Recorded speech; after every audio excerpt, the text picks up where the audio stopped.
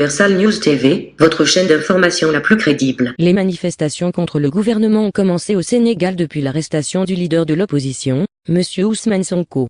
Cette crise n'est autre que l'expression d'une colère généralisée.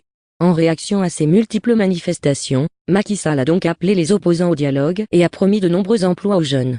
Mais pourquoi la rue gronde tant pour Ousmane Sonko, le principal opposant du régime en place au Sénégal?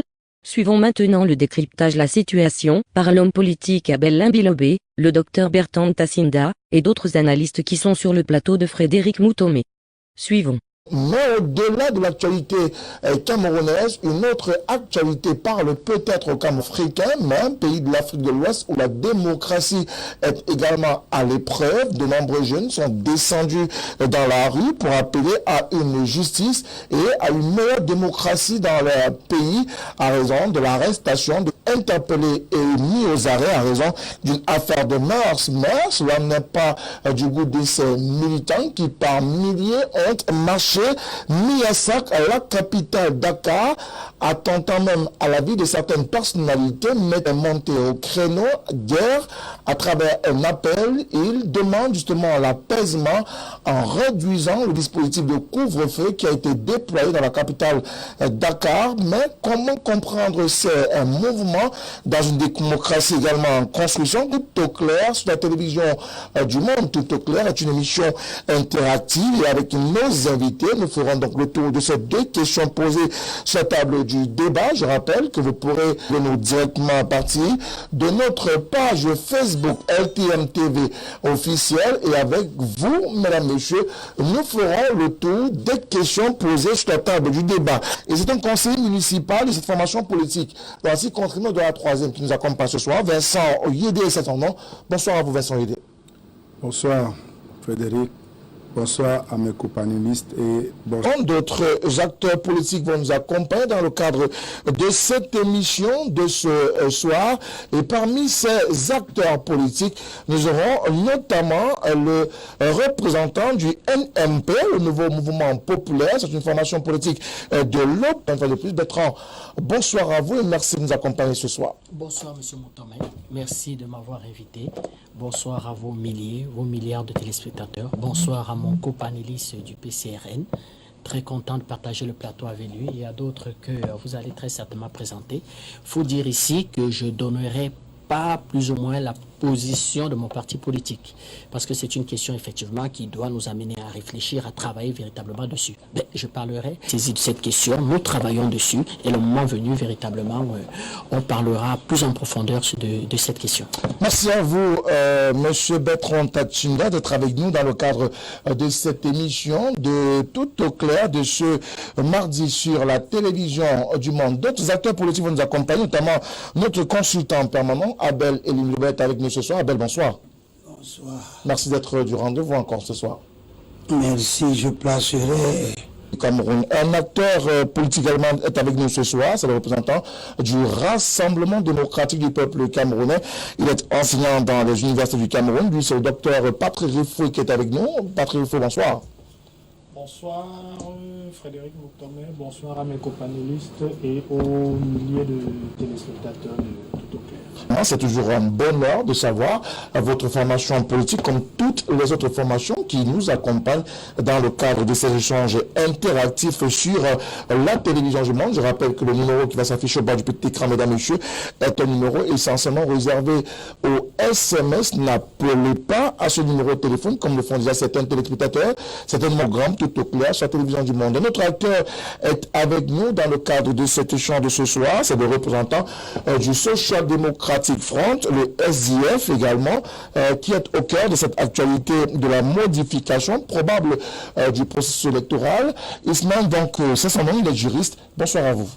Bonsoir Frédéric et bonsoir à tous les companélistes. Bonsoir aux millions de téléspectateurs de la télévision. Pour définitivement ouvrir cette émission de ce soir, nous parlons à présent du Sénégal. Ça chauffe ou ça a chauffé au Sénégal pendant pratiquement 5 jours. C'est la jeunesse qui est descendue dans la rue pour défendre la cause d'un homme, Ousmane Sonko, l'opposant anti-système qui, malheureusement ou heureusement, selon le camp, a soulevé la rue sénégalaise. Le chef de l'État, M. Macky Sall, est monté au créneau ce lundi soir pour appeler à l'apaisement.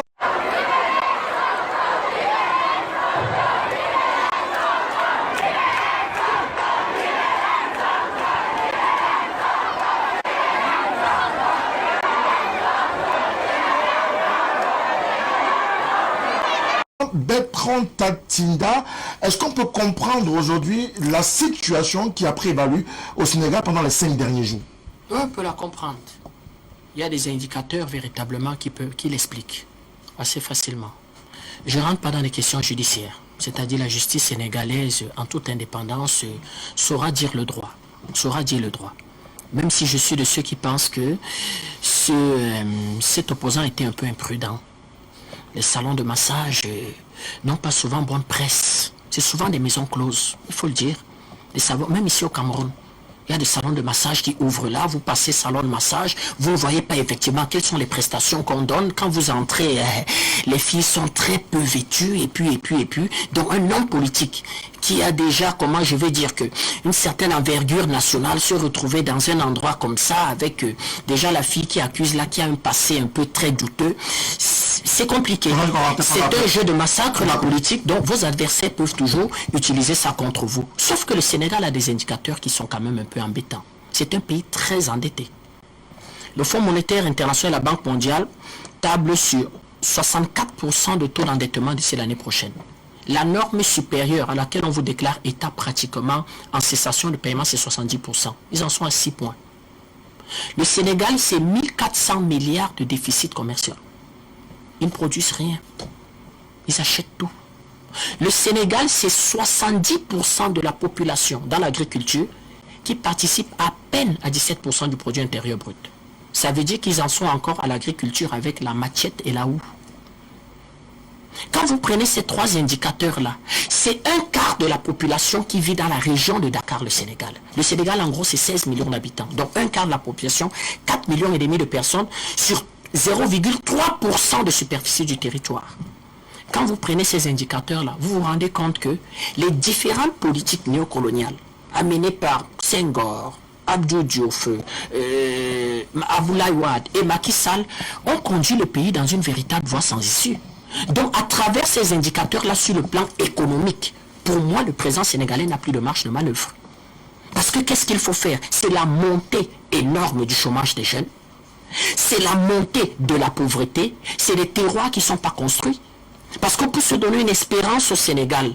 Espérer trouver un travail. Espérer trouver une compagne. Espérer faire de bonnes études. Espérer se soigner. Il faut venir dans la région de Dakar.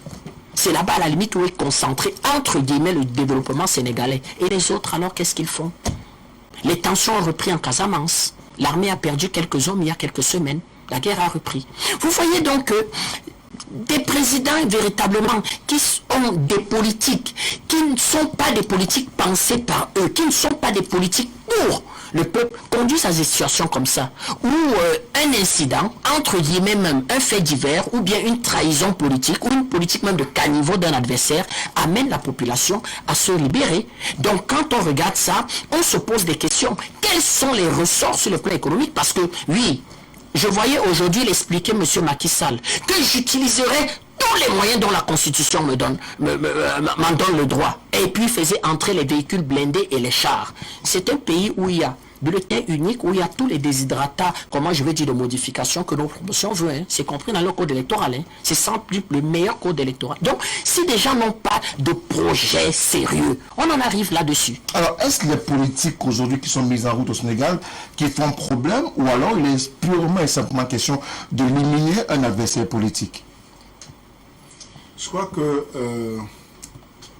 le cas de ce député nous intéresse beaucoup au PCRN parce que c'est un ancien candidat à la présidentielle qui est sorti 3e. C'est un jeune, c'est un député. Il y a des similitudes avec notre président. Et lorsqu'on voit tout ce qui est mis en œuvre pour lui barrer le chemin de la présidentielle, ça nous inscrit sur... Et ces jeunes-là qu'on a pu mettre en route. Il a suffi d'un seul appel pour que ces jeunes se mettent en route. Il a eu 15,67% à la dernière élection, élu par 687 personnes. Mais vous avez vu le nombre de gens qu'il a pu mettre en route. C'est un travail qui se prépare. Lorsqu'on est un responsable politique et qu'on a la légitimité, ça se ressent. Bien sûr. Je crois qu'il a tout simplement été sous-estimé par ses adversaires politiques qui en avaient déjà éliminé plusieurs et qui pensaient faire de lui une simple bouchée. Mais là, mal leur en a pris et les choses se sont corsées plutôt. Alors, les choses se sont malheureusement corsées au Sénégal, des maisons de ministres mises à sac, mais également incendiées, des véhicules saccagés, la rue pratiquement en état de siège par ces jeunes pour la cause d'un homme, Ousmane Sonko. C'est un opposant, il est contre le système de Macky Sall. Est-ce qu'on en veut véritablement à cet individu ou alors à sa volonté de vouloir révolutionner la classe politique sénégalaise? Vous savez, ce que souffre M. Sonko aujourd'hui n'est pas loin de ce qu'ont souffert quelques grandes figures de l'opposition camerounaise et africaine en général. Parce que vous allez vous souvenir que en 92, le chairman lui-même avait subi la même pression. Il avait été embastillé dans sa maison pendant plus de 90 jours. Aujourd'hui, il est arrivé à M. Sonko un procès qui véritablement est un procès politique, disons-le. Parce que comme on a pu le constater avec le représentant du PCN tout à l'heure, M. Strauss-Kahn avait subi la même chose. Et puis à la fin, c'est la dame qui était venue demander pardon en disant que non, effectivement, elle avait été montée contre M. Strauss-Kahn. Non, c'est faux. Écoutez. Au contraire, c'est M. Strauss-Kahn qui a négocié. Voilà. Alors, C'est M. Strauss-Kahn qui en effet été avéré. Il a négocié parce qu'aux États-Unis, c'est possible de négocier avec la partie adverse. allons-y. Voilà. En tout cas, moi, je n'ai jamais entendu. Non, moi. Je vous permettez, on va y revenir. Merci beaucoup. Allons-y. Je le dis parce que j'ai suivi cette actualité de très près. Cette actualité m'avait particulièrement... Je ne veux pas qu'on reste là-dessus, ça c'est pas le plus important. Elle s'appelle Fadimatou Diallo. Nafissatou Diallo, pardon. Alors, elle était allée... Là n'est pas la question. La question est sur le Sénégal, s'il vous plaît. Je ne veux pas qu'on sorte dessus. Parce qu'il ne faut pas que les gens parlent. Là n'est pas le plus important. Le plus important, c'est de savoir si aujourd'hui, M. Sonko paye le prix de sa bravoure, de sa technique à convaincre, à discuter avec les jeunes. Véritablement, c'est le travail que tous les leaders, les nouveaux leaders africains devraient faire. Et c'est ça, effectivement, c'est à ça que nous, au SDF, nous appelons les jeunes au Cameroun. À véritablement s'investir dans la politique et surtout s'identifier à un véritable leader. Parce que vous voyez, si ces jeunes ne s'étaient pas identifiés à M. Sonko, jamais ils ne se retrouveraient dans la rue pour demander sa libération. Là, on est clair. Alors, ils ont d'ailleurs obtenu la libération de M. Sonko. Effectivement, c'est pour ça qu'il dit que nous invitons donc, avec l'exemple du Sénégal, les jeunes du Cameroun à s'identifier à des leaders qui puissent leur apporter un véritable changement, comme ce que nous leur proposons tous les jours, afin de nous libérer nous-mêmes de l'oppresseur qui est le parti au pouvoir. Le cas du Sénégal, nous avons en face M. Macky Sall, qui hier présentait le caractère d'un homme instruit, d'un très grand intellectuel, de celui qui pouvait apporter une certaine stabilité au Sénégal. Mais aujourd'hui, nous nous rendons compte que tous ces pays, tous ces leaders ou bien tous ces chefs d'État qui sont dictés par la France, dont la gestion des affaires publiques est dictée par la France, finissent à avoir le même calendrier pour leur peuple. Et nous, aujourd'hui, nous demandons au peuple camerounais de s'inspirer de cet exemple de M. Sonko et de suivre un leader auquel il s'identifie véritablement. Des jeunes comme nous, qui leur parlons tous les jours parce que nous croyons à un projet, nous pensons qu'ensemble, nous pouvons réaliser mieux que ce que font actuellement les jeunes au Sénégal. Alors, Patrick Foué, sur la question, est-ce que face à la furie, face à la détermination des jeunes, le gouvernement en place aurait pu gérer la situation différemment? Écoutez, je ne répondrai pas directement, je répondrai indirectement à votre question. Ça ne ressemble pas à un cas qui est camerounais. Oui, parce que il y a un certain nombre de parallèles justement que je souhaiterais établir. C'est pour ça que je dis que je répondrai indirectement à votre question. Ousmane Sonko, c'est un ancien inspecteur des impôts. Il a été radié de la fonction publique sénégalaise parce que c'était un opposant. J'aimerais signaler à ceux qui nous regardent qu'au Cameroun, le gouvernement recrute des MRCistes tous les jours. Tous les jours.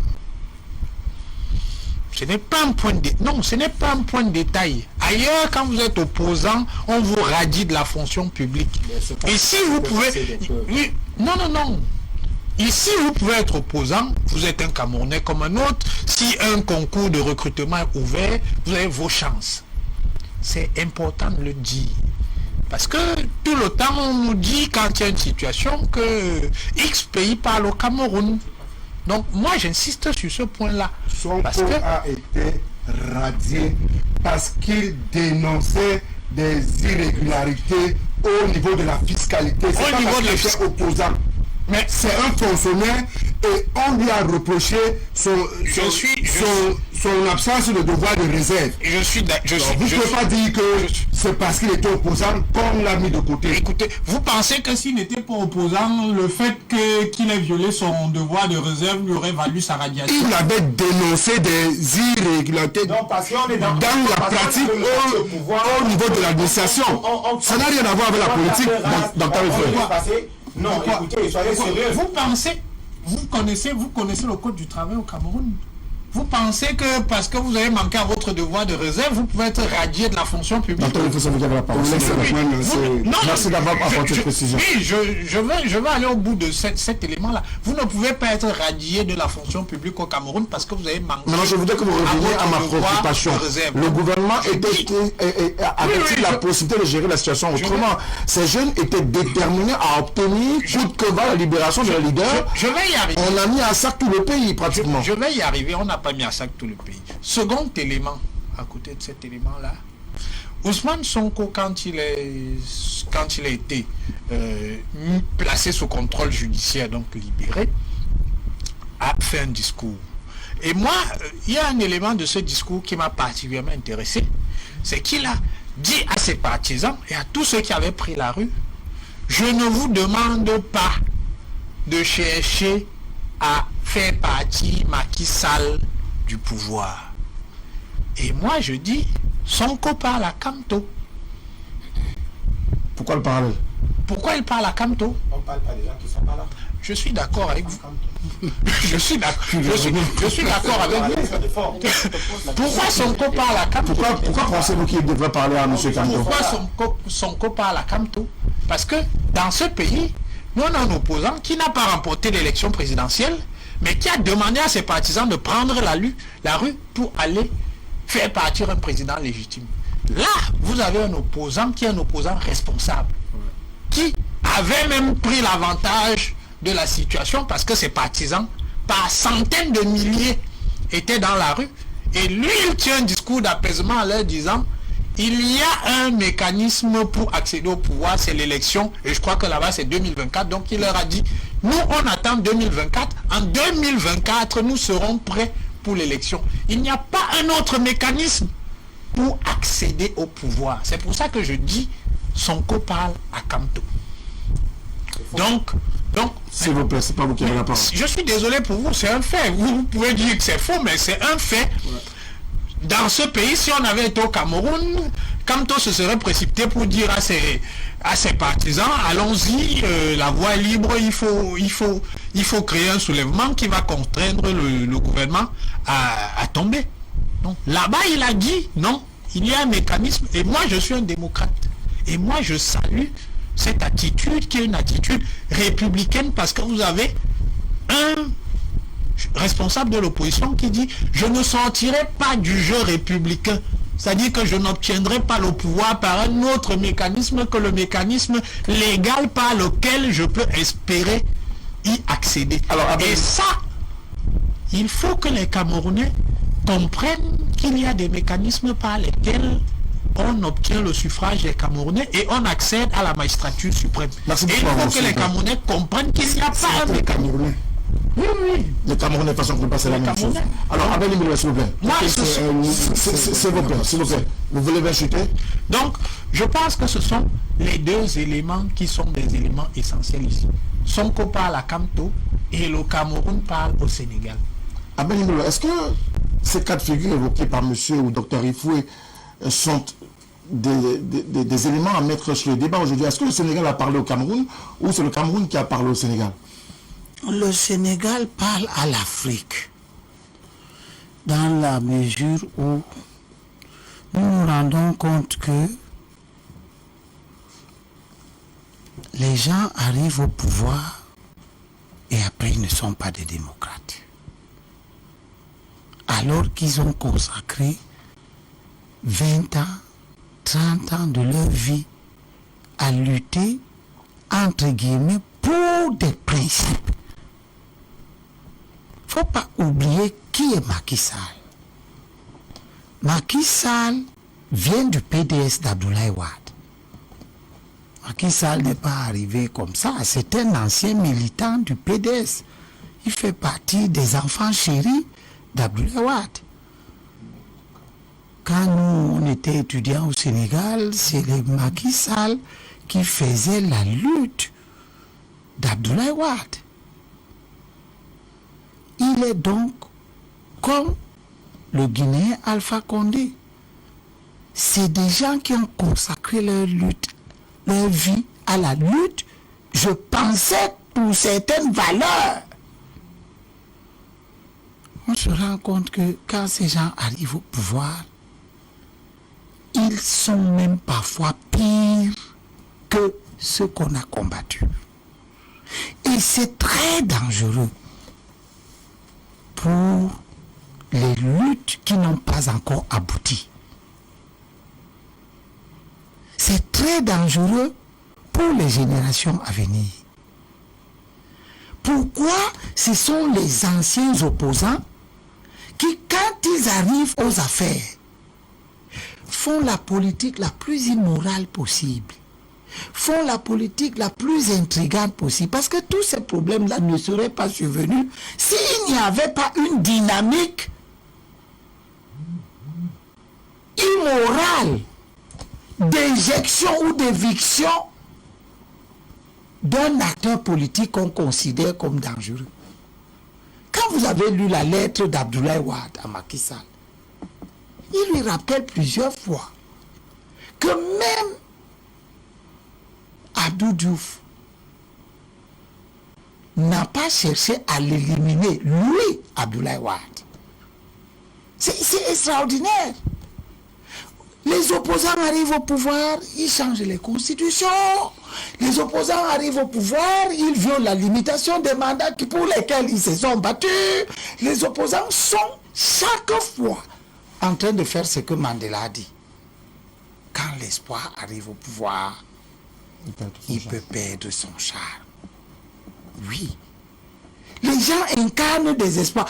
Abdoulaye Wade lui-même est une trahison de la jeunesse africaine. Nous, si vous y pouvez imaginer que quand j'étais étudiant au Sénégal, j'étais plus proche du PDS, alors que je suis un homme de gauche a priori. Mais je n'étais pas proche du Parti socialiste sénégalais. Parce que Abdoulaye Wade et le PDS régnaient sur le monde estudiantin africain, pas seulement sénégalais. Mais c'est Abdoulaye Wade qui voulait tripatouiller pour se maintenir au pouvoir. Pour mettre son fils au pouvoir. Des valeurs pour lesquelles, si on nous avait dit que Abdoulaye Wade arrivé au pouvoir pouvait être ce type d'acteur, on n'aurait jamais suivi Abdoulaye Wade de toute notre jeunesse. Donc nous avons un problème qui nous rappelle tous les jours que les démocraties sont fragiles. Et que la démocratie n'est pas une culture individuelle, c'est une culture de société. Est-ce que nos sociétés sont démocratiques? Quand vous voyez comment les gens gèrent les partis politiques ici, vous voyez comment on élimine les gens à l'intérieur des partis de l'opposition.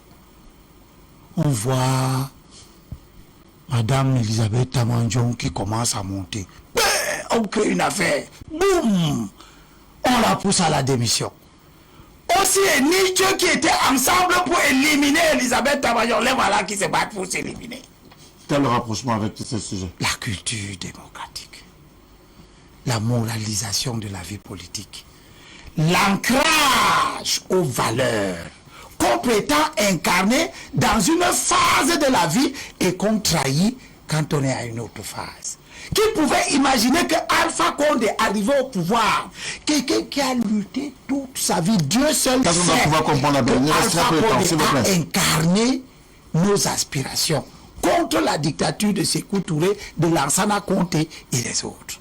C'est Alpha Condé qui arrive au pouvoir, il ne veut plus partir, l'alternance n'est plus bien, on modifie les constitutions, on tourne. C'est ça qui amène l'opposition à perdre de sa crédibilité. Et les sociétés finissent par dire, et c'est récurrent, on l'entend très souvent au Cameroun, que si vous arrivez au pouvoir, vous n'allez même pas être pipi. Dans les partis d'opposition, on vole. C'est ça.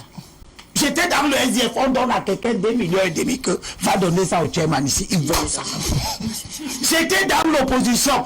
Quelqu'un part au trésor, il prend la caution des candidats, 3 millions, ils vont tout. Et on l'opposition au tribunal, et c'est ça le militaire du parti qui part. Quel enseignement on doit pouvoir retenir? Abel, qu'est-ce qu'on doit pouvoir retenir? C'est-à-dire que quand on a fini de faire des choses comme ça, les gens nous voient, ils nous écoutent en campagne électorale. Ils votent pour le bien. Merci beaucoup, Abel. On a très peu de temps. On a très peu de temps. Il nous reste à peu près 7 minutes. Et c'est ce que Macky Sall est en train de nous dire. S'il vous plaît, merci beaucoup. Que Macky Sall a refusé la réforme de l'Assemblée nationale sur Abdoulaye Wade. C'était comme ça que leur clash a commencé. Le voilà qui veut bloquer un processus électoral parce qu'il voit venir. Alors, il nous reste très peu de temps. On va pouvoir consacrer ce temps au SMS, 7 minutes seulement. Si je donne 1 minute à chacun de vous, vous allez être très prolixe. Je vous souhaiterai pas prolixe, mais si vous me garantissez que chacun de vous prendra à peu près 45 secondes pour essayer d'être le plus conséquent possible, qu'est-ce qu'on doit aujourd'hui retenir de la situation sénégalaise en 2-3 mots? En 2-3 mots, il faut retenir déjà que les alternances ne donnent pas le bonheur. C'est-à-dire le fait d'avoir, au bout de 30-40 ans, avoir changé 7, 8, 9 présidents, ça ne rend pas heureux. Il n'y a aucun code électoral qui rend heureux. Un certain type de discours, il faut changer, comment je vais dire, que la pratique du pouvoir et changer les orientations économiques dans nos pays. Nous sommes les comptoirs coloniaux. Il faut se battre pour les souverainetés réelles. D'accord. Vincent Yedé, le Sénégal, aujourd'hui, on ne va pas dire à la croix de chemin, mais le Sénégal vient de passer 5 graves jours, des jours quand même marquants de son histoire. Oui, comme je l'ai dit là tout à l'heure sur ce sujet, je dis le PCRN observe. Vous savez, nous sommes nouveaux sur la scène politique nationale et africaine. On observe et nous notons les erreurs de ceux qui nous précèdent pour éviter de les reproduire à notre niveau. C'est le moins qu'on puisse dire. Alors Ismaël, il faut éviter de tomber dans certaines dérives. Il faut davantage garantir la perpétuation d'une démocratie.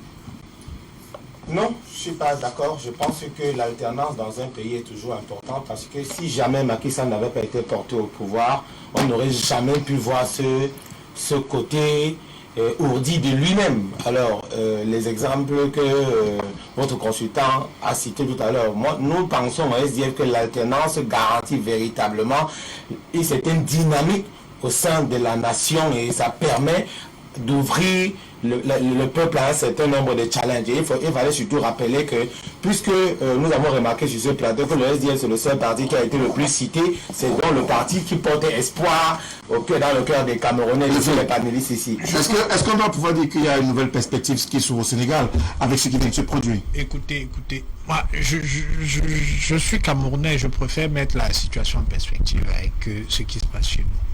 Les Camerounais doivent comprendre, et c'est un aphorisme que nous utilisons tout le temps, qu'un tien vaut mieux que deux tueras.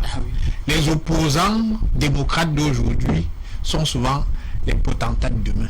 Et le Sénégal en est une illustration patente. Donc, il vaut mieux que les Camerounais continuent à massivement voter le RDPC. On ne peut pas de propagande politique ce soir, Abel. Aux élections, oui, 2-3 mots. Vraiment, on ne va pas long discours. L'alternance est un catalyseur du dynamisme social. Il vaut mieux qu'il y ait une culture de l'alternance. On se rend compte que même des pays totalitaires, comme la Chine, a créé les conditions pour que sa vie politique interne à l'intérieur du Parti communiste chinois soit caractérisée par une dynamique de changement des acteurs. D'accord, merci. Donc, Deng Xiaoping, Deng Xiaoping, ainsi de suite, ainsi de suite. Et chaque leader du Parti communiste qui arrive amène un souffle nouveau. Merci beaucoup. On va prendre le SMS des téléspectateurs. Ce premier SMS de M. Njandjo Paul. Merci Abel Limbilobé. Je n'ai pas d'autres mots ce soir au vu de la démonstration que vous nous faites. Très bonne émission, une fois de plus. Abel Limbilobé a démontré sa grande connaissance des problèmes politiques. Le représentant du SDF doit surtout être humble et répercuter cette information, ce sentiment auprès de la hiérarchie du parti sur le plan politique. Cette formation politique doit se remettre en question quotidiennement. Son parti, à l'heure actuelle, est un gant au pied d'argile. C'est M. Dipanda. La classe politique des années de Brest a complètement échoué. Il faut qu'une nouvelle classe politique, pas nécessairement les jeunes, prenne le relais. Le représentant du SDF soupçonne tous les partis politiques d'être de connivence avec le RDPC, mais il oublie que le RDPC a donné des sénateurs à son parti dans la Damawa et puis dans l'ouest, dernièrement dans le nord-ouest du pays, dans cette région. Le RDPC avait les 20 mairies sur les 34 de la région. Donc, s'il vous plaît, SDF, il faut savoir faire la part des choses. S'il vous plaît, c'est le temps de SMS. Le SDF, le Sénégal en Afrique est un modèle de démocratie que M. Macky Sall laisse le pouvoir. C'est ce que nous dit cet autre téléspectateur. Bonsoir à tous les panélistes et aux partenaires de la télévision du monde. Je suis très content que vous puissiez africaniser vos thématiques. Ce n'est pas les premiers. Je vous rappelle M. Guy qui nous écrit de Lyon en France que même si certains de vos panélistes se plaisent toujours à encourager ce qui n'y a pas lieu d'être, courage une fois de plus au consultant Abel Limbilobé qui n'arrête pas d'être pertinent et édifiant à chacune de ses sorties sur vos antennes. Bonsoir Monsieur Moutomé et à l'ensemble de votre panel. Très beau débat et merci une fois de plus à Abel Limbilobé pour une première fois. Je lui adresse mes sincères félicitations. C'est Monsieur Manga Ayaoundé qui nous envoie son message ce soir. Bonsoir à vous. Je suis Bernard Lancelot. Dans le cadre de ce programme de ce soir, très belle émission car le monsieur du RDPC nous dit que les Camerounais adhèrent à leur projet de société. Je vais bien lui poser la question pourquoi lors des élections ils sont postés à tous les virages pour donner qui 2000, qui des promesses pour les voter. Le RDPC n'a que 1000 francs ou 2000 comme programme politique. C'est Bernard qui nous envoie son message également. Bonsoir à vous sur le plateau. Monsieur Kamto est davantage le caillou dans la chaussure des Camerounais. les leaders de l'opposition aujourd'hui doivent pouvoir tout faire sans lui parce qu'il ne représente pas grand-chose, cette formation politique encore moins. Bonsoir, quels sont les intérêts partisans du RDPC? L'opposition fait son travail, on demande au gouvernement de réduire le train de vie de l'État, je ne comprends pas pourquoi, et se permettre de débloquer 5 milliards d'achats de véhicules. Où est le peuple? Alain de Boumniebel, c'est pas forcément le sujet ce soir. Bonsoir à le panel. Alors, je prendrai pas la première partie du message parce que c'est à l'endroit, c'est insultant à l'endroit du docteur Patrick Rifoué. Je comprends leur acharnement, il dit qu'il comprend l'acharnement du RDPC sur le MRC et surtout sur son leader. Quel est le parti que où l'on n'enregistre pas de démission? Les 300 partis politiques ne sont pas sont les émanations du RDPC. Demandez également au monsieur du PCRN de ne pas forcément tout jeter sur la faute des autres. Ils sont davantage leurs propres les responsables de leurs propres manquements, puisque les jeunes ne sont pas des acteurs véritablement politiques. C'est ce qu'il dit. Son leader fait la politique de l'intérêt, c'est ce que nous dit ce téléspectateur. Bonsoir, l'opposition n'a pas les moyens de leur politique. Tous sont des aventuriers. On va en politique avec un discours de construction et non de destruction. Si déjà, dans leur propre fief au camp, ils sont battus par le RDPC, comment voulez-vous qu'ils gagnent ailleurs? Que tous ces opposants rentrent purement et simplement dans le RDPC. Également, qui nous arrive. Bonsoir à vous sur le plateau. Merci, c'est un message qui nous vient de la Côte d'Ivoire. Merci d'avoir fait le tour de la question sénégalaise. Nous en voulons davantage autour de cette question sénégalaise. Merci également de nous avoir prêté de votre temps ce soir. Plusieurs autres SMS continuent d'arriver. Nous ne pourrons malheureusement pas continuer à lire ces SMS. Le temps imparti à ce programme est largement arrivé à son terme. Bonsoir à le panel. Moi, je pense que les forces... Alors, je pense désormais que les leaders des partis politiques doivent retenir que les peuples détiennent le pouvoir en démocratie. Je réponds au nom de Djibrila Bagoudou du nord du Cameroun. C'est donc une autre réaction qui nous a été envoyée ce soir par ce téléspectateur. Messieurs et dames à la maison, merci. Merci à tous ceux qui nous ont écrit sur la plateforme Facebook. Ils sont très nombreux à continuer à commenter les sorties ou les réactions des uns et des autres sur ce panel ce soir. Merci au docteur Rifoué qui... Selon certains analystes, le président Macky Sall et ses conseillers ont échoué face à une troisième tentative de vouloir éliminer un opposant potentiel à la présidence. Après Karim Wade et Khalifa Sall, Macky est tombé dans son piège, car il n'aura aucune chance de toucher à la Constitution pour se porter candidat en 2024. Ici, Christine Muriel, pour Universal News TV. Merci de suivre Universal News TV sur YouTube. Nous vous rassurons que les informations que nous diffusons au quotidien sont suffisamment crédibles. Alors, n'hésitez pas à liker la vidéo si elle vous plaît, et si vous êtes nouveau sur la chaîne. N'oubliez pas de vous abonner et d'activer la cloche de notification pour ne pas rater nos prochaines vidéos.